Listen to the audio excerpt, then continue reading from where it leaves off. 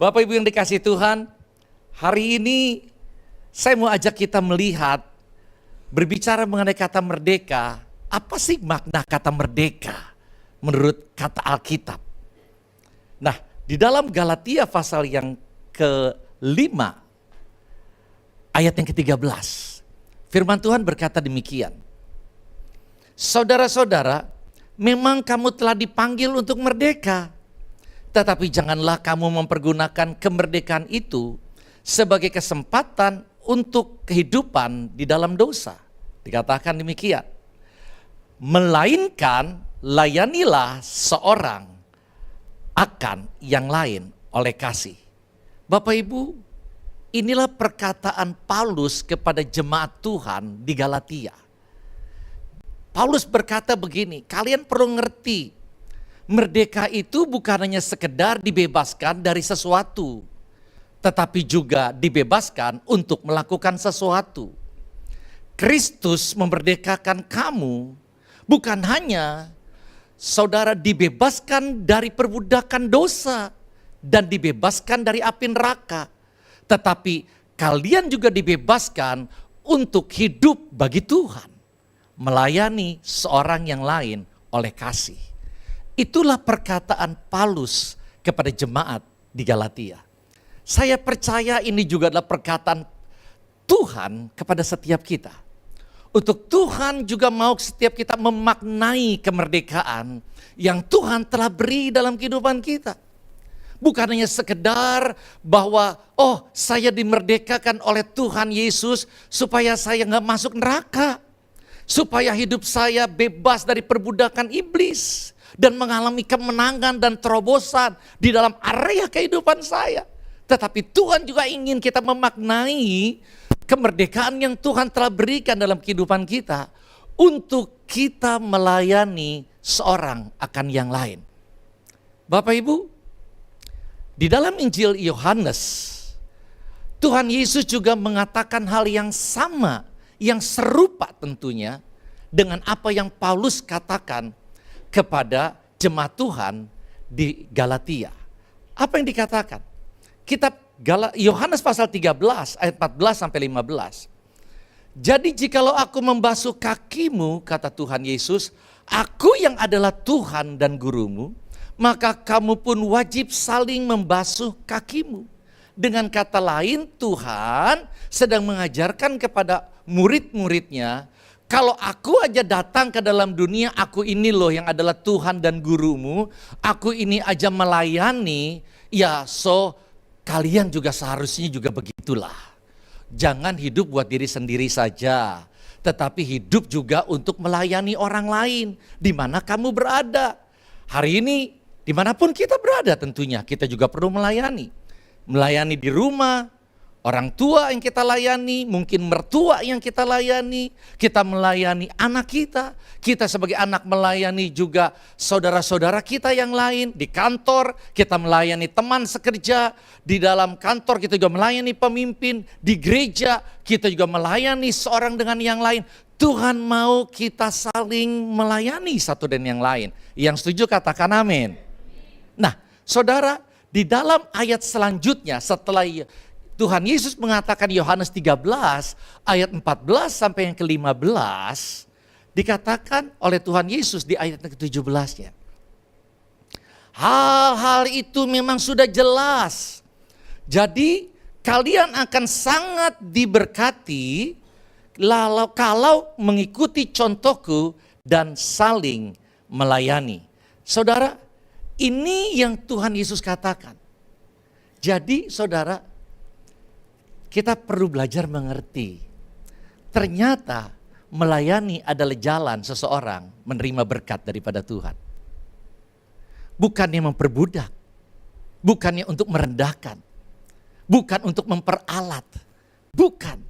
Tetapi kalau Tuhan mau untuk setiap kita melayani, Dia memerdekakan kita dan Dia membebaskan kita untuk kita melayani seorang yang lain. Tuhan mau setiap kita ngerti, karena melayani adalah jalan untuk setiap orang menerima berkat yang daripada Tuhan. Yang mengerti katakan amin. Namun tentunya Bapak Ibu, ketika seseorang melayani orang lain, walaupun dia sudah melakukan yang terbaik menurut dia, dia melayani suaminya, dia melayani istrinya, dia melayani temannya, dia melayani rekan sekerja, rekan sepelayanan, dia melayani, dia merasa sudah memberi yang terbaik. Tetap aja ada potensi untuk orang itu disakiti dan dilukai. Bener gak sih Bapak Ibu? Iya. Aduh, udah masak, udah ngurus yang terbaik, udah layani suami yang terbaik, tapi tetap aja dicela. Ada aja kurangnya. Aduh, kayaknya gak pernah bener gitu di mata dia.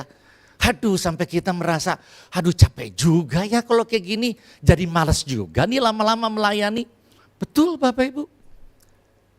Kalau kita tidak menyadari potensi terluka dan disakiti, maka bisa saja seseorang dia akan berhenti untuk melayani orang lain.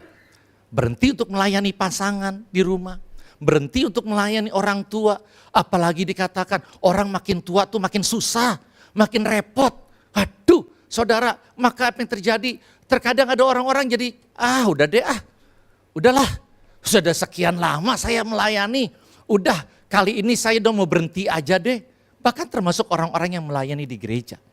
Saudara, oleh karena itu kita perlu mengerti, kalau kita mau melakukan perintah Tuhan ini, panggilan Tuhan ini untuk kita melayani orang lain yang ada di sekitar hidup kita, maka fokus pelayanan kita tidak boleh berpusat kepada manusia. Karena manusia pasti akan dapat mengecewakan. Manusia pasti akan dapat melukai dan menyakiti. Oleh karena itu, fokus pelayanan kita harus berpusat kepada Tuhan. Yesus Kristus pada saat dia hidup di muka bumi ini, dia datang untuk melayani. Dan apa yang terjadi ketika dia melayani? Dia ditolak, dia disakiti, dia dihina, dicerca, dihakimi. Wah, saudara, kita tahulah sama-sama apa yang dialami oleh Tuhan Yesus.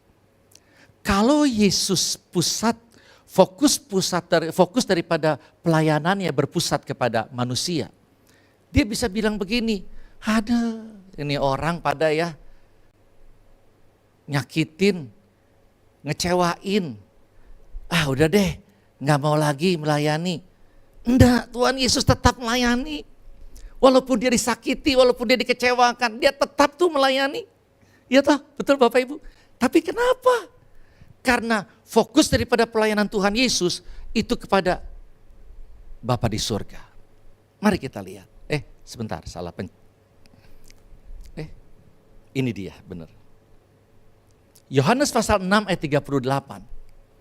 Sebab aku turun dari surga bukan untuk melakukan kemauanku sendiri, tetapi melakukan kemauan Bapa yang mengutus aku. Jadi saudara, dari ayat ini kita ngerti bahwa fokus daripada pelayanan Tuhan Yesus berpusat kepada pribadi Bapa di surga. Tuhan Yesus melayani pribadi daripada Bapa. Saya mau ajak kita melihat firman Tuhan di dalam kisah Lukas pasal yang ke-10. Nanti kita akan baca sama-sama. Kisahnya tentang Maria dan Marta, di mana Tuhan Yesus datang berkunjung ke rumahnya. Pada saat waktu itu, Marta sibuk banget dengan segala macam aktivitas. Tetapi dikatakan Maria berbeda. Apa yang terjadi? Firman Tuhan ini berkata demikian, Lukas 10 ayat 39 sampai 40. Saudari Marta yaitu Maria duduk di dekat kaki Yesus dan terus mendengarkan ajarannya. Sedangkan Marta terus sibuk karena banyak yang dia kerjakan untuk melayani. Nah, dikatakan, saya baca saja secara lengkap. Jadi dia datang kepada Yesus dan berkata, Tuhan, tidak pedulikah engkau kalau perempuan ini membiarkan saya bekerja sendirian? Tolong suruh dia membantu saya. Saudara, di dalam ayat firman Tuhan ini ada dua hal yang sepertinya bisa dikatakan berkontradiksi. Yang satu melayani sebagai sebuah aktivitas, yang satu melayani pribadi daripada Tuhan. Ayat ini sedang bukan berbicara bahwa yang mana yang lebih penting, atau yang mana yang perlu dilakukan, yang mana tidak perlu dilakukan. Ayat ini bukan berbicara tentang hal itu. Tetapi ayat ini berbicara, yaitu adalah Tuhan mau untuk kita mengerti apa yang terpenting buat dia. Apa yang Tuhan sukai, apa yang Tuhan inginkan. Saudara, Maria tahu persis ketika Tuhan Yesus datang, apa sih yang paling disukai oleh Tuhan. Oleh karena itu dia melayani pribadinya, dia duduk di dekat kaki Yesus dan mendengarkan ajarannya.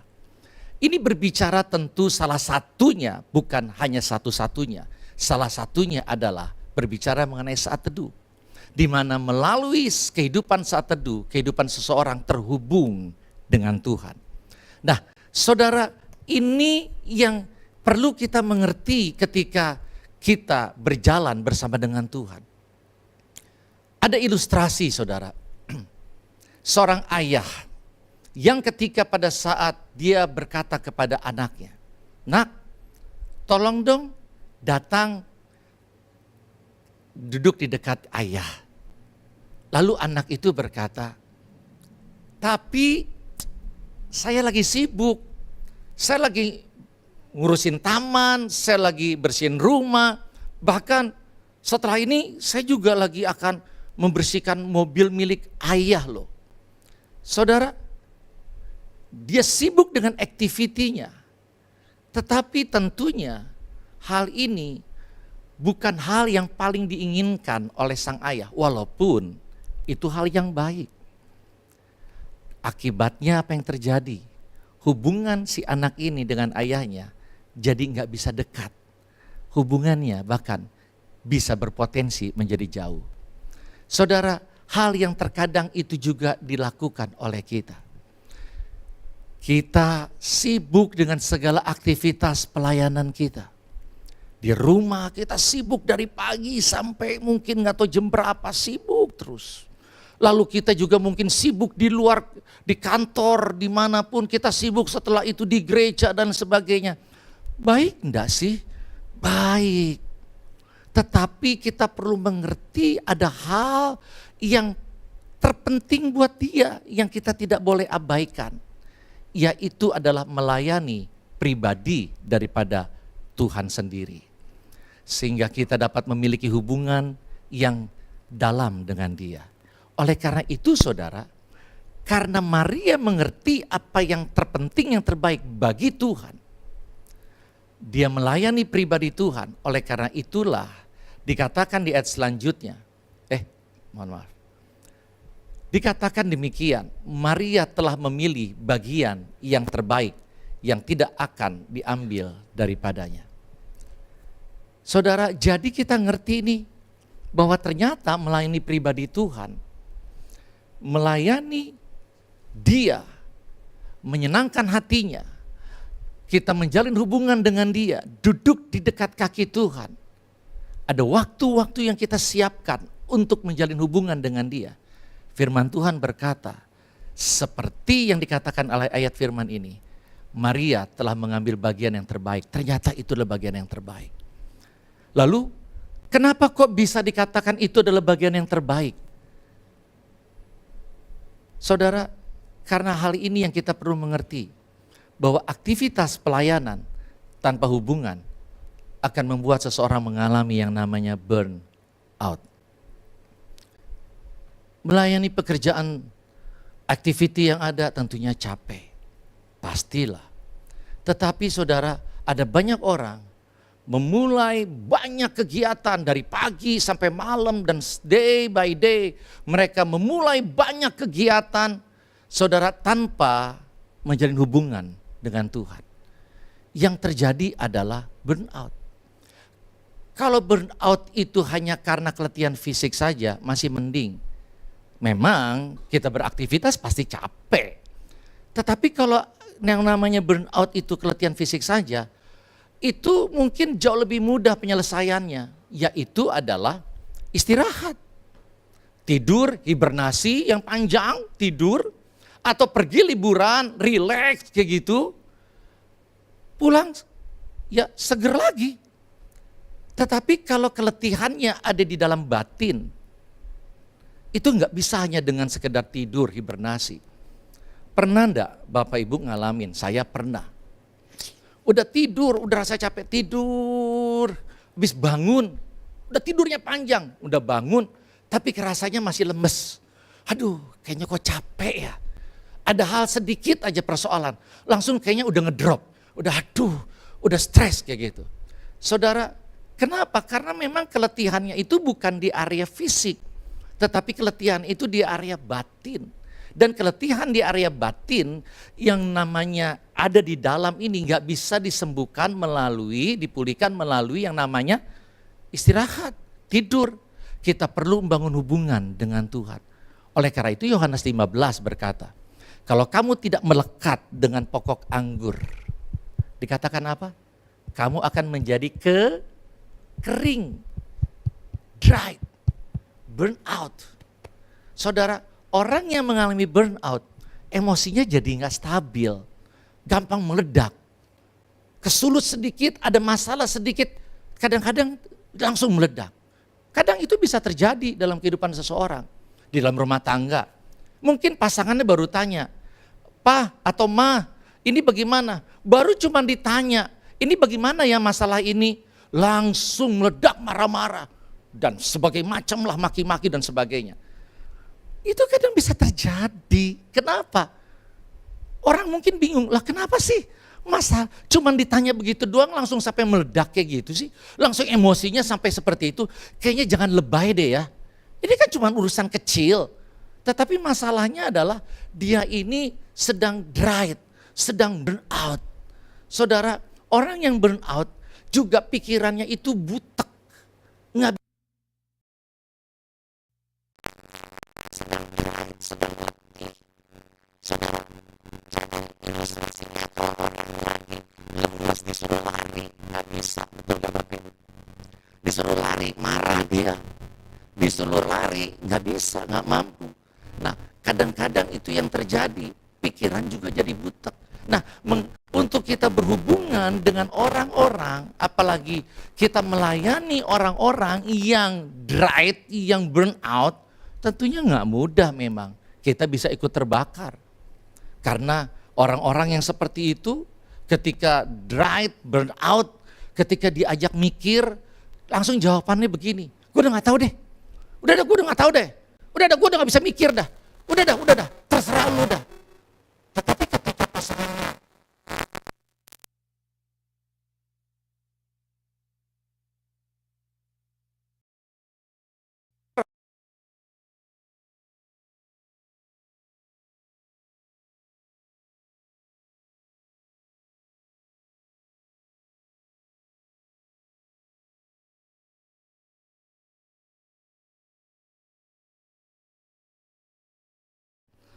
karena keletihan itu bukan hanya sekedar fisik tetapi di batin.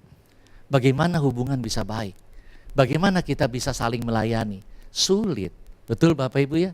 Nah, hari ini saya ajak untuk kita mengerti ternyata melayani pribadi Tuhan, menjalin hubungan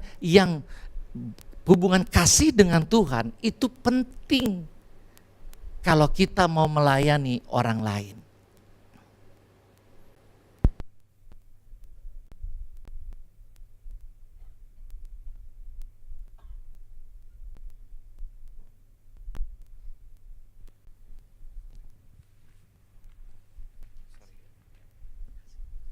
Cek. Agar terhindar dari burnout. Saudara, ada hal yang lainnya. Kenapa kita perlu melayani pribadi Tuhan ketika kita melayani orang lain?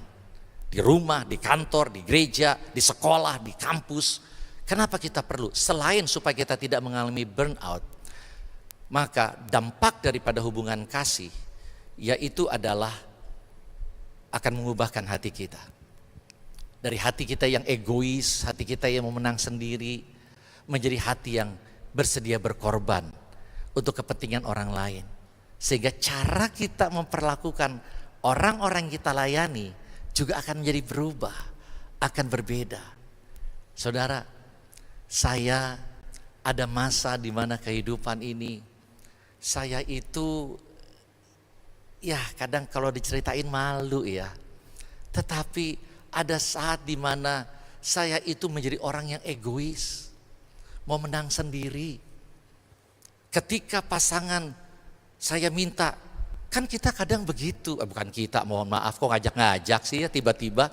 Ya kan saya kok ya, saya ini kadang kan gini kan, pengen tuh pasangan itu berubah. Alasannya kan memang bagus, ya supaya kamu jadi lebih baik, kayak gitu kan.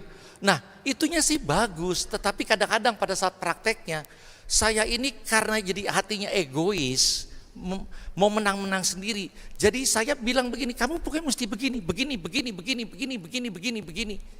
Dan ketika dia nggak melakukan itu, saya jadi marah.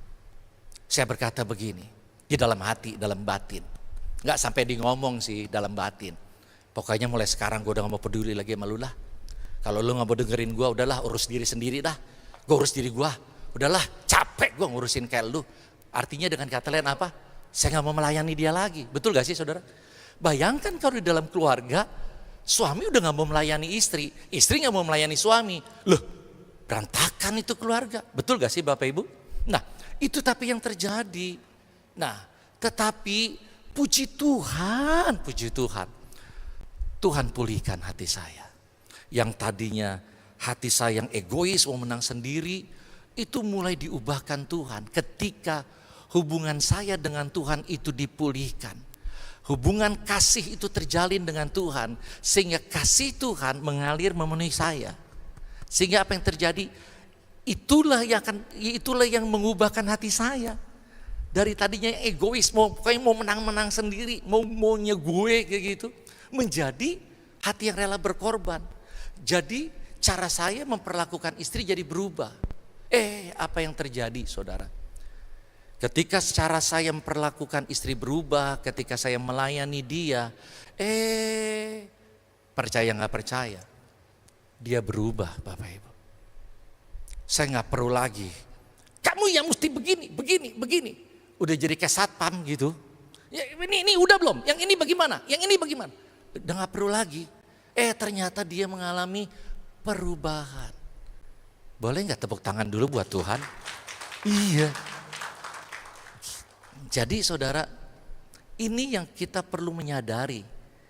Bahwa ketika melalui kita melayani pribadi Tuhan, menjalin hubungan pribadi dengan dia, duduk di dekat kakinya Tuhan, mendengarkan ajaran Tuhan, kita membangun kehidupan kasih dengan Tuhan melalui saat teduh, kita melayani pribadi dia. Kita gak alami burnout walaupun mungkin capek ya. Kita ibu rumah tangga ngurusin rumah capek enggak sih? Yang kencengan dikit capek enggak sih? Capek. Ada pernah istri gembala cerita begini, aduh istri gembala nih, saya mah udah dah, saya mau kerja aja. Kenapa? Dulu dia kerja, tapi setelah itu sekian lama dia jadi ibu rumah tangga. Dia bilang kayak gini, lebih capek ngurusin rumah, ada aja yang dikerjain. Ini udah kerjain, ada lagi yang itu. Habis itu ada aja, namanya mata jahat. Ini gak bener, dibersihin. Lihat lagi, itu gak bener, dibersihin. Capek, gak ada beres-beresnya, dibilang. Capek.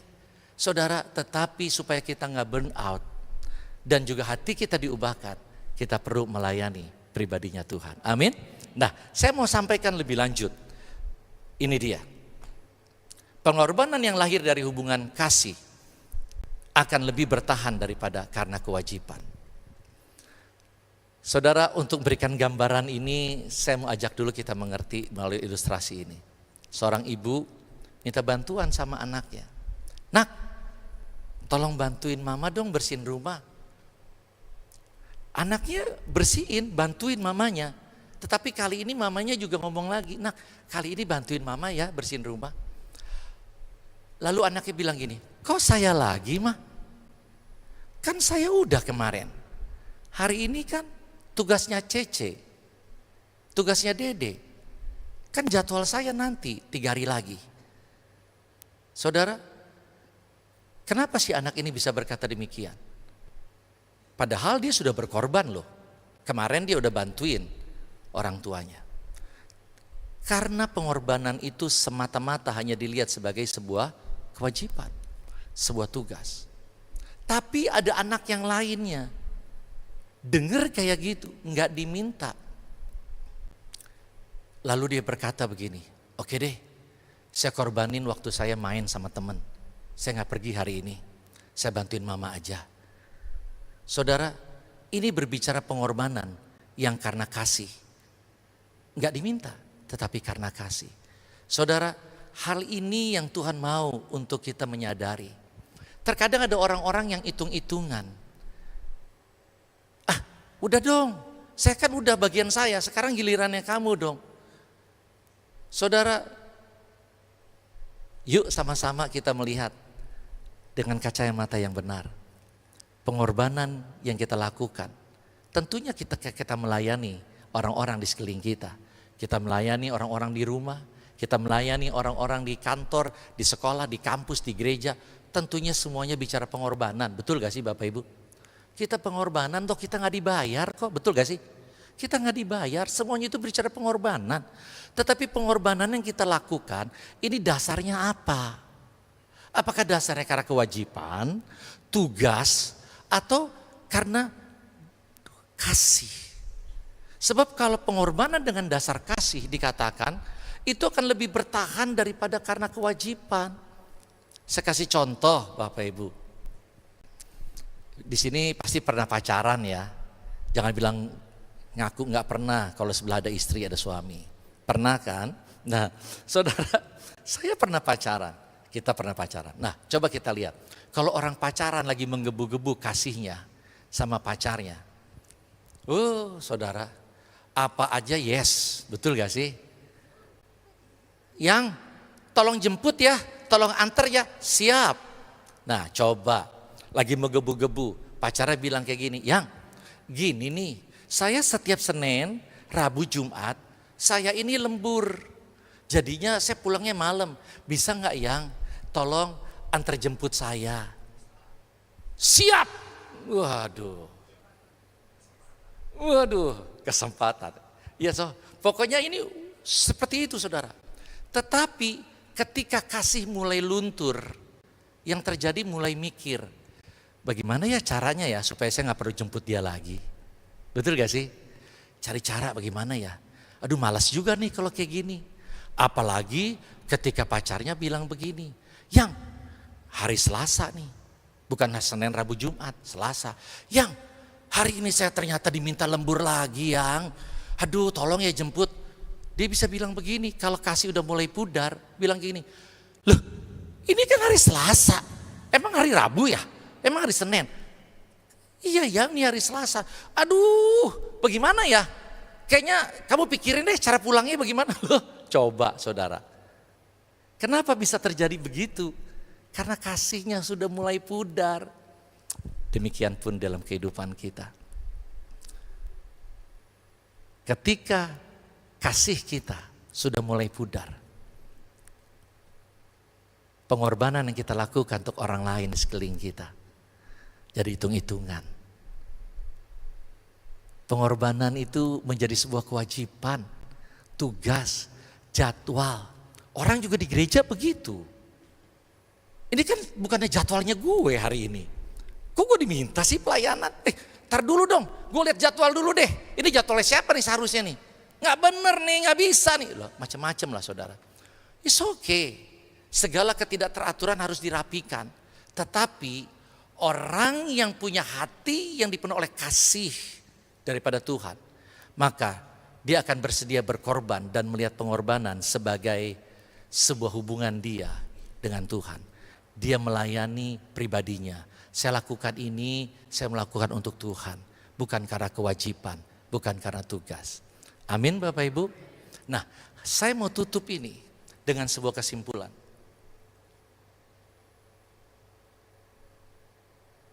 Melayan kurang, oh Y-nya kejepit di tengah. Saya pikir kurang gitu. Melayani pribadi Tuhan akan melahirkan pelayanan yang berdampak.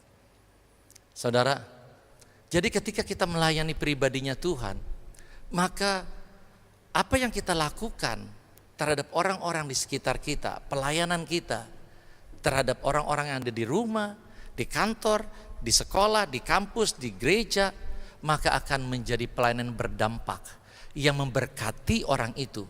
Bahkan orang itu akan memuliakan Tuhan melalui apa yang kita lakukan buat dia. Orang akan meninggikan Tuhan dan bersyukur, aduh terima kasih ya Tuhan buat anak yang Tuhan kasih, yang kamsia Tuhan gitu toh.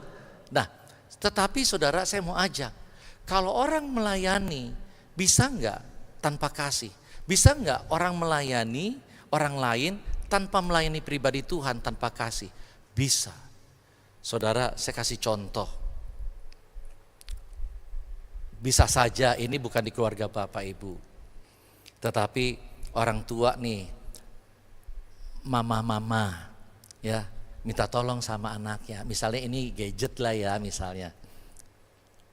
Nak, tolong dong bantuin mama. Ini bagaimana sih? Kok begini lagi nih?